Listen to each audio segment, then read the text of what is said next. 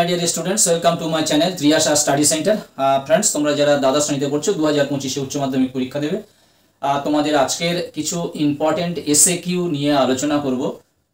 দু তিনটি অধ্যায় থেকে যে ইম্পর্টেন্ট এসএ কিউ আছে, এই এসএ কিউগুলো তোমাদের পরীক্ষাতে ফাইনাল পরীক্ষায় অর্থাৎ 2025-এ আসার সম্ভাবনা প্রবল। তার সঙ্গে সঙ্গে তোমাদের যাদের এখনও টেস্ট পরীক্ষা হয়নি তাদেরও ক্ষেত্রে এইগুলি খুবই গ্রহণযোগ্য প্রশ্ন। এই প্রশ্নগুলি তোমরা অবশ্যই ভালো করে তৈরি করতে থাকো। বন্ধুরা, তোমরা যারা এখনও চ্যানেলটি সাবস্ক্রাইব করোনি, যদি ভিডিওটি ভালো লাগে তাহলে অবশ্যই তোমরা চ্যানেলটি সাবস্ক্রাইব করে দিও এবং বন্ধুদেরকে লিঙ্ক বেশি বেশি করে শেয়ার করো। এসো আমরা ইম্পর্টেন্ট এসএ কিগুলো একটু করে আমরা নজরে নিয়ে আসি। আমি প্রথমত তোমাদের চ্যাপ্টার 5 থেকে বলবো, কয়েকটি প্রশ্ন বলবো। যেমন ধরো, প্রথম প্রশ্নটি রয়েছে মুসলিম লীগের লাহোর অধিবেশনের গুরুত্ব কি? মুসলিম লীগের লাহোর অধিবেশনের গুরুত্ব কি? তোমরা জানো এই মুসলিম লীগের যে মুসলমান সমাজের উন্নতিকরণের জন্য বা উন্নয়নের জন্য স্যার সৈয়দ আহমেদ খান যথেষ্টভাবে প্রচেষ্টা চালিয়েছিলেন। যাই হোক, মুসলিম লীগের লাহোর অধিবেশনের পর থেকে কংগ্রেসের সঙ্গে মুসলিম লীগের একটা মনোমালিন্যের সৃষ্টি হয়। মুসলিম লীগ তখন পৃথক পাকিস্তানের দাবি তোলে। এবং ব্রিটিশ বিরোধী আন্দোলন থেকে তারা সরে দাঁড়ায় এবং সম্পূর্ণভাবে তারা সরকারকে বিভিন্ন কাজে তারা সাহায্য করে এবং রাজনৈতিক দাবি দাওয়া আদায়ের চেষ্টা করে। ব্রিটিশ সরকারের কাছ থেকে তারা রাজনৈতিক দাবি দাওয়া আদায়ের চেষ্টা করে। এটাই হলো লাহোর অধিবেশনের গুরুত্ব। বা বলা যাবে যে মুসলিম লীগের লাহোর অধিবেশনের পর থেকে কংগ্রেসের সঙ্গে মুসলিম লীগের একটা মনোমালিন্যের সৃষ্টি হয়। মুসলিম লীগ কংগ্রেস দল থেকে অনেকটা দূরে সরে আসে। জাতীয় কংগ্রেসের সঙ্গে সম্পর্ক মানে দূরত্ব বজায় রেখে তারা ব্রিটিশ সরকারকে সাহায্য করে এবং রাজনৈতিক যে একটা ফায়দা লাভ তারা সরকারের কাছ থেকে পাওয়ার চেষ্টা করে। পরের প্রশ্নটা ছিল, দেখো, মরলে মিন্টো আইনে কি বিষয়ে সংরক্ষণ করা হয়?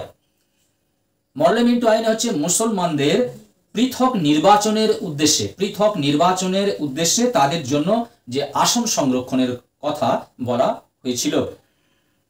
মুসলিমদের পৃথক নির্বাচনের উদ্দেশ্যে তাদের জন্য আসন সংরক্ষণের কথা বলা হয়েছিল মরলে মিন্টো আইনে। তারপর দেখো, মরলে মিন্টো আইনের যে দুটি ত্রুটি উল্লেখ করো। মরলে মিন্টো আইনের দুটি ত্রুটি হলো যে জনপ্রতিনিধিদের কোনো ক্ষমতা ও মতামতের কোনো গুরুত্ব ছিল না, 1 নম্বর। আর 2 নম্বর হলো মুসলিম সম্প্রদায়ের জন্য পৃথক নির্বাচনের ব্যবস্থা করে তারা সাম্প্রদায়িকতাকে উস্কানি দিয়েছিল। তারপরে দেখো, 1935 খ্রিস্টাব্দে ভারত শাসন আইনের সর্বোচ্চ ক্ষমতা কার হাতে কেন্দ্রীভূত ছিল? 1935 খ্রিস্টাব্দে ভারত শাসন আইনের ক্ষমতা সম্পূর্ণ গভর্নর জেনারেলের হাতে কেন্দ্রীভূত ছিল। কে কোন ঘটনার প্রতিবাদে ইংরেজদের দেওয়া নাইট উপাধি ত্যাগ করেন? এটা তোমরা সবাই জানো, ক্লাস 10-এ পড়েছো।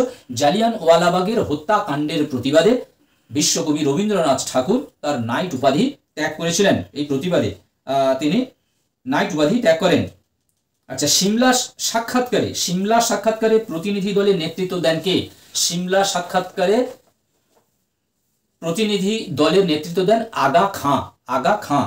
তারপর দেখো, সত্যবিলোপ নীতি প্রয়োগ করে ডালহৌসি কোন রাজ্য দখল করেন? সত্যবিলোপ নীতি প্রয়োগ করে ডালহৌসি ভারতের সাতারা, তারপরে সম্বলপুর, করৌলি, ঝাঁসি, নাগপুর, জয়পুর, এইসব রাজ্যগুলো, আরও আছে তোমাদের বাঘাট ইত্যাদি রাজ্যগুলো সত্যবিলোপ নীতি প্রয়োগ করে তারা দখল করে। আচ্ছা, ঔপনিবেশিক ভারতে দেশীয় রাজ্য বলতে কি বোঝানো হয়েছে? দেশীয় রাজ্য একটু বোঝার চেষ্টা করো। যখন 1858 সালে ইস্ট ইন্ডিয়া কোম্পানির অবসান ঘটে, সেই সময়ে ব্রিটিশ শাসনের বাইরে স্বায়ত্তশাসিত কিছু রাজ্য ছিল। অর্থাৎ যে রাজ্যের অধিবাসীরা ছিল সেই রাজ্যের নিজেরাই তারা শাসন করত, নিজেদের রাজ্য নিজেরাই শাসন করত। সেই রাজ্যগুলো দেশীয় রাজ্য নামে খ্যাতি লাভ করেছিল বা দেশীয় রাজ্য হিসাবে পরিচিত হয়েছিল। তাহলে 1857 সালে কোম্পানি শাসনের অবসানের পর ব্রিটিশ শাসনের বাইরে বেশ কিছু রাজ্য ছিল যেগুলি স্বায়ত্তশাসিত রাজ্য। স্বায়ত্তশাসিত মানে কি? স্বয়ং, অর্থাৎ নিজেরা সেই রাজ্যটাকে শাসন করত। এই রকম রাজ্যগুলিকে বলা হতো দেশীয় রাজ্য। তাহলে এই কটি প্রশ্ন তোমাদের আমি চ্যাপ্টার 5 থেকে আমি ইম্পর্টেন্ট রেখেছি। এই প্রশ্ন কটা তোমরা খুব ভালো করে করো। এছাড়া তোমাদের যে সাজেশনে যা দেওয়া আছে সমস্ত প্রশ্নগুলো তোমরা একবার দেখে যাও, তার মধ্যে এই কটা আমার কাছে মনে হচ্ছে ইম্পর্টেন্ট। এবার দেখো ষষ্ঠ অধ্যায়ে প্রশ্ন রয়েছে প্রথম, ক্যাবিনেট মিশন কেন ভারতে আসে? ক্যাবিনেট মিশন কেন ভারতে আসে? না, ভারতের স্বাধীনতা সংক্রান্ত কোনো সমস্যা, অনেকগুলো সমস্যা সৃষ্টি হয়েছিল, সেই সমস্যার সমাধানের জন্য ক্যাবিনেট মিশন ভারতে আসে। তাহলে ভারতের স্বাধীনতা সংক্রান্ত যে সমস্যাগুলি সৃষ্টি হয়েছিল সেই সমস্যাগুলি সমাধান করার জন্য ক্যাবিনেট মিশন ভারতে আসে। এরপরে দেখো, দ্বিতীয় বিশ্বযুদ্ধের সময় জাপানের প্রধানমন্ত্রী কে ছিলেন? দ্বিতীয় বিশ্বযুদ্ধের সময় জাপানের প্রধানমন্ত্রী ছিলেন হিদেকি তোজো। আচ্ছা, ক্যাবিনেট মিশনের 3জন সদস্যের নাম লেখো। ক্যাবিনেট মিশনের 3জন সদস্যের নাম হলো স্ট্যাফোর্ড ক্রিপস, তারপরে আছে স্যার পেথিক লরেন্স এবং A.V. আলেকজান্ডার। এরপরে দেখো, ওয়াভেল পরিকল্পনা কাকে বলে? ওয়াভেল পরিকল্পনা কাকে বলে? ভারতের রাজনৈতিক দলগুলির মধ্যে, যেমন ধরো জাতীয় কংগ্রেস এবং মুসলিম লীগ, এদের মধ্যে মনোমালিন্য সৃষ্টি হয়ে বা মতবিরোধ সৃষ্টি হয়ে এদের দূরত্ব সম্পর্ক তৈরি হয়েছিল, মানে এদের সম্পর্কটার মধ্যে দূরত্ব সৃষ্টি হয়েছিল। 1945 খ্রিস্টাব্দে লর্ড ওয়াভেল এই কংগ্রেস আর মুসলিম লীগের কাছে একটা পরিকল্পনা পেশ করেছিলেন। কংগ্রেস এবং মুসলিম লীগের কাছে তাদের দেওয়া একটি পরিকল্পনা পেশ করেছিলেন। এই পরিকল্পনা ওয়াভেল পরিকল্পনা নামে পরিচিত। নৌ বিদ্রোহ শুরু হয় কোন জাহাজে? নৌ বিদ্রোহ শুরু হয় তলোয়ার জাহাজে। হোচিমিন কে ছিলেন? হোচিমিন ছিলেন ভিয়েতনামের জাতীয়তাবাদী নেতা তথা মুক্তিযোদ্ধা। হোচিমিন ছিলেন তাহলে ভিয়েতনামের জাতীয়তাবাদী নেতা তথা মুক্তিযোদ্ধা। স্বাধীন ইন্দোনেশিয়ার প্রথম প্রধানমন্ত্রী কে ছিলেন? ডক্টর সুকর্ণ ছিলেন স্বাধীন ইন্দোনেশিয়ার প্রথম প্রধানমন্ত্রী। কার নেতৃত্বে ঝাঁসি রেজিমেন্ট গঠিত হয়? লক্ষ্মী স্বামীনাথনের নেতৃত্বে ঝাঁসি রেজিমেন্ট তৈরি হয়। তারপরে চলে এসো, তাম্রলিপ্ত জাতীয় সরকারের সর্বাধিনায়ক কে ছিলেন? এটা তো আমরা 10 থেকে পড়েছি যে তাম্রলিপ্ত জাতীয় সরকারের সর্বাধিনায়ক ছিলেন সতীশচন্দ্র সামন্ত। দেশপ্রাণ উপাধিতে কে ভূষিত হন? বীরেন্দ্রনাথ শাসমল, তাই তো? হ্যাঁ, দেশপ্রাণ উপাধিতে ভূষিত হন। আচ্ছা, ক্রিপস মিশনের প্রস্তাবে গান্ধীজি কি প্রতিক্রিয়া ব্যক্ত করেছিলেন? ক্রিপস মিশনের প্রস্তাবে গান্ধীজি যে প্রস্তাব দিয়েছিলেন যে ফেল পড়া একটা চেকের সঙ্গে তুলনা করেছিলেন। তিনি ফেল পড়া একটা চেকের সঙ্গে তুলনা করেছিলেন। আচ্ছা, এশিয়াবাসীদের জন্য এশিয়া, এই স্লোগানের উদ্দেশ্য কি ছিল? এটা খুব ভালো প্রশ্ন। এশিয়াবাসীদের জন্য এশিয়া।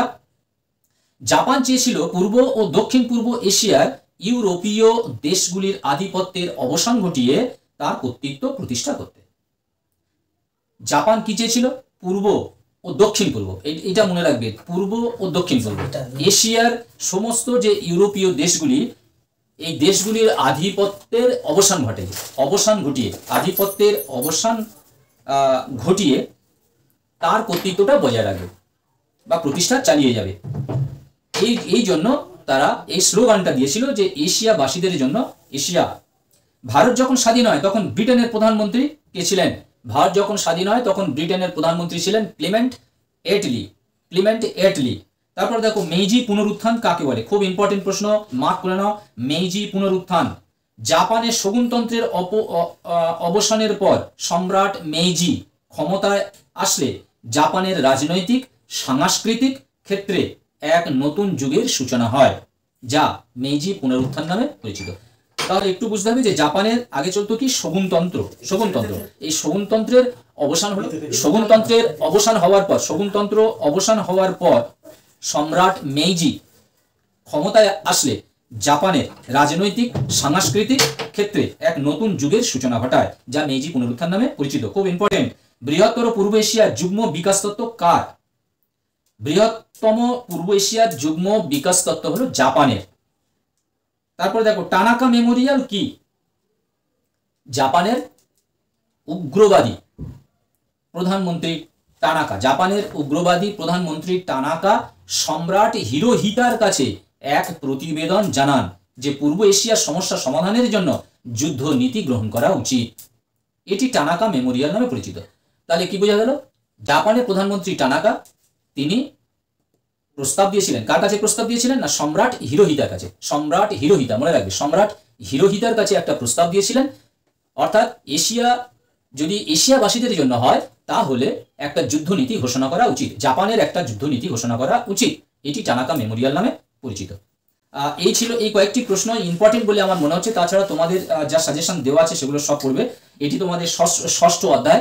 এবারে চলে আসি আমরা অধ্যায়ের কয়েকটি প্রশ্ন। দেখো, কমিকন কিভাবে গঠিত হয়েছিল? কমিকন বলেছে সোভিয়েত ইউনিয়ন 1949 খ্রিস্টাব্দে মার্শাল পরিকল্পনার প্রত্যুত্তর হিসাবে কমিকন বা council for mutual economics assistance নামে একটি আর্থিক সহায়তা পরিষদ গঠন করে। তাহলে কমিকন এক প্রকারের কি হলো? আর্থিক সহায়তা পরিষদ। কমিকন হলো এক প্রকার বা এক ধরনের আর্থিক সহায়তা পরিষদ। কখন গঠন করা হয়েছিল? না 1949 খ্রিস্টাব্দে মার্শাল পরিকল্পনার প্রত্যুত্তর হিসাবে এই কমিকনটা গঠন করেছিল সোভিয়েত ইউনিয়ন। তখন ছিল সোভিয়েত ইউনিয়ন, একত্রে ছিল, এখন রাশিয়া, সোভিয়েত রাশিয়া। আচ্ছা, কেন্নানের বেষ্টনী নীতি কি? খুব ইম্পর্টেন্ট প্রশ্ন এই দুটো। কমিকন কিভাবে গঠিত হয়েছিল আর কেন্নানের বেষ্টনী নীতি নজর দিয়ে একটু ভালো করে পড়বে। রাশিয়ার কর্মরত মার্কিন রাষ্ট্রদূত জর্জ এফ কেন্নান এক প্রবন্ধে সোভিয়েত রাশিয়ার আক্রমণাত্মক নীতি প্রতিহত করার এবং সোভিয়েত প্রভাবকে সীমাবদ্ধ রাখার যে নীতি পেশ করেন তা কেন্নানের বেষ্টনী নীতি নামে পরিচিত। কি বলা হলো এখানে? রাশিয়ায় কর্মরত মার্কিন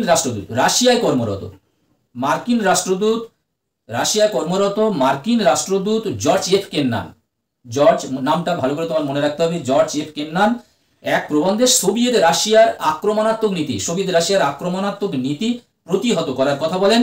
আর কি বলেন? তাদের যে প্রভাব সেটা সীমাবদ্ধ রাখার কথা বলেন। বেশি বাড়াবাড়ি করা যাবে না, এটাই বলতে চেয়েছেন যে সীমাবদ্ধ রাখার একটা নীতি পেশ করেন। এটি কেন্নানের বেষ্টনী নীতি নামে পরিচিত। ন্যাটো এর পুরো নাম কি? অন্তর্ভুক্ত তিনটি দেশের নাম লেখো। ন্যাটো এর পুরো নাম হলো নর্থ আটলান্টিক ট্রেটি অর্গানাইজেশন। এর অন্তর্গত যে কোনো তিনটি দেশের নাম বলেছে, যুক্তরাষ্ট্র, কানাডা এবং ব্রিটেন। 1954 খ্রিস্টাব্দে জেনেভা সম্মেলন কেন ডাকা হয়েছিল? ফ্রান্স ও ভিয়েতনামের মধ্যে যুদ্ধে ফ্রান্সের পরাজয়ের পর ভিয়েতনামের ভবিষ্যৎ নির্ধারণের উদ্দেশ্যে 1954 খ্রিস্টাব্দে জেনেভা সম্মেলন ডাকা হয়েছিল।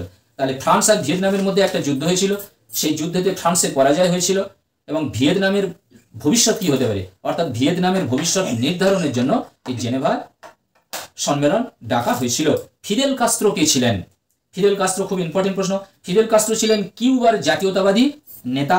তার নেতৃত্বে কিউবা এক নায়কতন্ত্রী বাতিস্তা সরকারের বদলে নতুন সরকার প্রতিষ্ঠা হয়। তাহলে আগে কিউবায় ছিল বাতিস্তা সরকার, সেই বাতিস্তা সরকারের বদলে নতুনভাবে একটা সরকার প্রতিষ্ঠিত হয়েছিল, যেটি হলো ফিদেল কাস্ত্রের সরকার। তিনি ছিলেন একজন জাতীয়তাবাদী নেতা।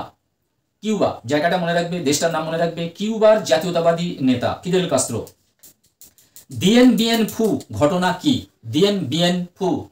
কি? এখানে বলা হচ্ছে টংকিং এর দিয়েন বিয়েন ফু নামে ভিয়েতনামের একটি গ্রামে ফরাসিরা অস্ত্র ঘাঁটি নির্মাণ করলে ভিয়েতনামিরা তা ধ্বংস করে দেন, যা দিয়েন বিয়েন ফু ঘটনা নামে পরিচিত। তাহলে কারা ঘাঁটি তৈরি করলো? টংকিং এর দিয়েন বিয়েন ফু নামে ভিয়েতনামের একটি গ্রামে ফরাসিরা, মনে রাখবে কারা? ফরাসিরা একটা অস্ত্র ঘাঁটি তৈরি করেছিল এবং এই ভিয়েতনামবাসীরা বা ভিয়েতনামিরা তারা এই অস্ত্র ঘাঁটিটি উড়িয়ে দিয়েছিল, ধ্বংস করে দিয়েছিল। সেটি এই দিয়েন বিয়েন ফু ঘটনা নামে পরিচিত। এই ছিল তোমাদের সপ্তম অধ্যায়ের কয়েকটি প্রশ্ন। আরো কয়েকটি প্রশ্ন রয়েছে, সেটি আমি আর বলছি না, তোমরা বাকি অধ্যায়গুলো তোমরা পরের ভিডিওতে পাবে। তোমরা চ্যানেলটি সাবস্ক্রাইব করে নিও এবং বন্ধুদেরকে বেশি বেশি করে লিঙ্ক শেয়ার করো। তোমরা সবাই ভালো থাকবে, সুস্থ থাকবে। তোমাদের জন্য রইল অসংখ্য ধন্যবাদ।